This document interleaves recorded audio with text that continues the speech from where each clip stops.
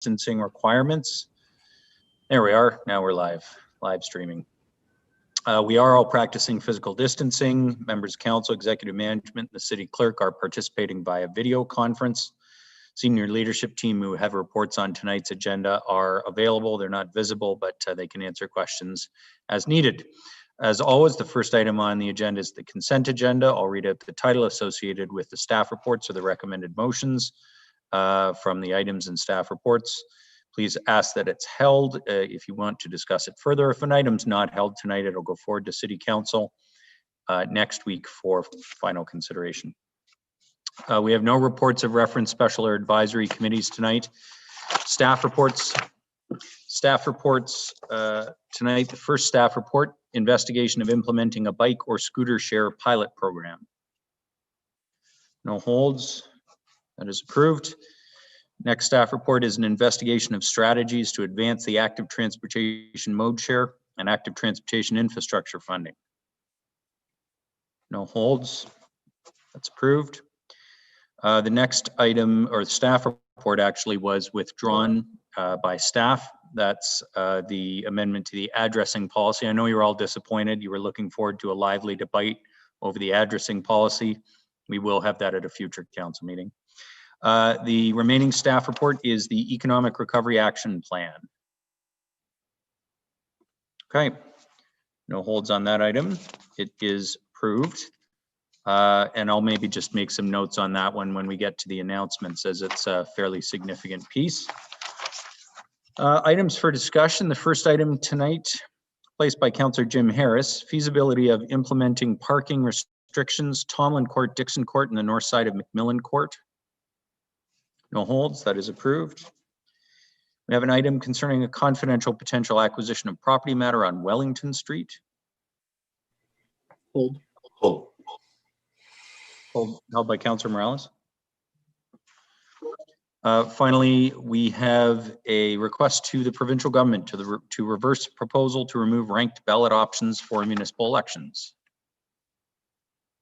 No holds. That is approved. Okay. That means the only item held for discussion is, in fact, in private session. So we will do the remaining two public items.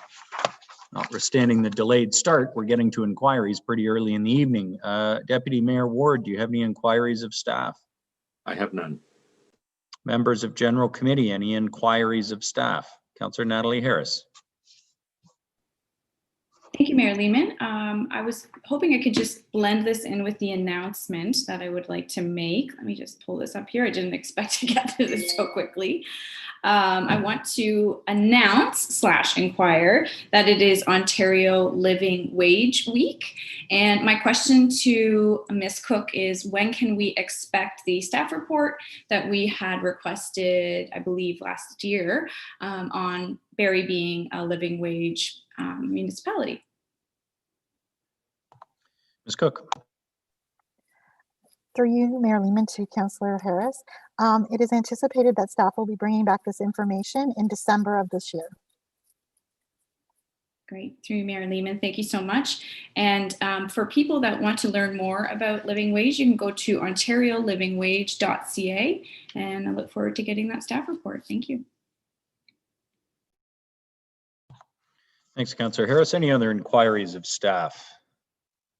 Okay, seeing none. Announcements. Deputy Mayor Ward, any announcements? I have none. Members of General Committee, any announcements? Nope, you're gonna have to sit through a few that are on my my list here. First of all, we'll start with Remembrance Day. Importantly, the Royal Canadian Legion branch and the city are asking people to celebrate at home. And I do want to stress, this is the Legion itself asking people to not come to the cenotaph because of the concerns about gathering.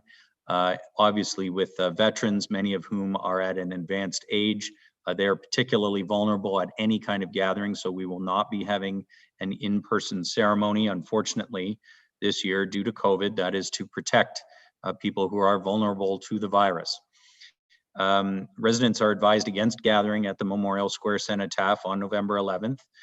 There is more information as to how you can safely commemorate Remembrance Day And I want to dispel any notion that Remembrance Day is canceled. It is very much alive and online and being celebrated in other ways.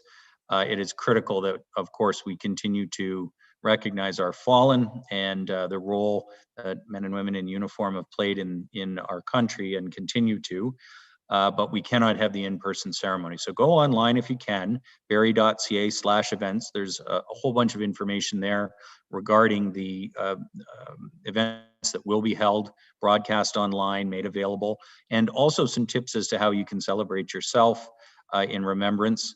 There is the opportunity over the coming days and weeks in Remembrance Week to pay your respects at the cenotaph, but we don't want folks all going down at the same time for obvious reasons.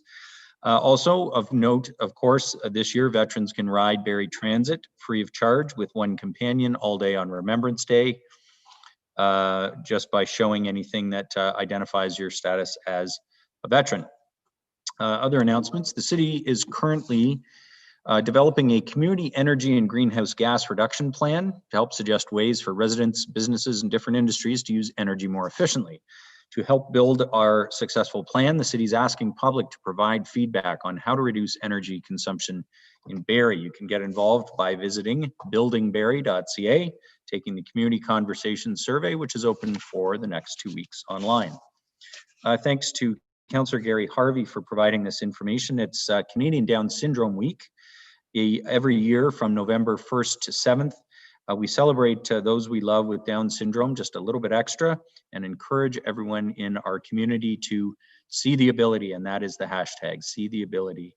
To learn more about the Simcoe County Down syndrome community, please visit dsasc.ca. Other announcements, starting today, November 2nd, City Rec facilities have expanded some of the services that are available to include open gym times, public skates, and select gym activities. And just to be clear, all of these are in accordance with distancing protocols and the guidance of the health unit. You need to book ahead of time for all of these events, which you can do at play.barrie.ca. And there is more information on the status of all our facilities and programs at barrie.ca, the main website for the city. It is Battery Collection Week in the city of Barrie. Hopefully you got the bag that was delivered by mail to your homes. That is a safe way to dispose of dead batteries. Put them in the sealable collection bag, put it beside your recycling bin on your collection day this week. Overnight parking restrictions. I got asked this morning. They're not in effect yet. They are in effect on December 1st for the winter until March 31st. In November, if we have a significant snowfall greater than what we had today, something that actually requires us to conduct winter operations, we will try and get that message out at least a day in advance on broadcast media and social media. And on those nights, you can't park on the street. But for the balance of November, you can, but watch for more information if there is forecast snow, and we hope that isn't the case. We are accepting nominations right now for the Mayor's Innovation Awards. These awards celebrate and recognize the most creative solutions from businesses, individuals, and community groups in Barrie. The deadline for submission is December 17th, and you can nominate a business or an individual for an innovative response or development at investbarrie.ca. Public review and comment period for the new official plan and the citywide urban design guidelines is open until December 22nd. That you can do at buildingbarrie.ca/official plan to review the documents and learn how you can provide feedback. And a reminder, of course, of the gathering restrictions that are in place to reduce exposure to COVID-19. That's 10 people at an indoor event or 25 people at an outdoor event. On the advice of the health unit, please shrink your close contacts as much as possible to only those within your own household. And of course, continue to screen kids before they go to school every day. Last public items, the circulation lists. Any comments, members of General Committee, on the circulation list dated October 26th? Okay, seeing none. November 2nd? Seeing none. Can I have a motion to move into closed session to discuss the confidential potential acquisition of property matter? Moved by Councillor Morales, seconded by Councillor Kungle. All those in favor? Are any opposed? None? Okay. We will now go into closed session, so we'll just give Ryan a minute or two to make the changes necessary to the tech. Thank you all for a quick, if delayed, public portion of general committee, and just bear with us, members of council.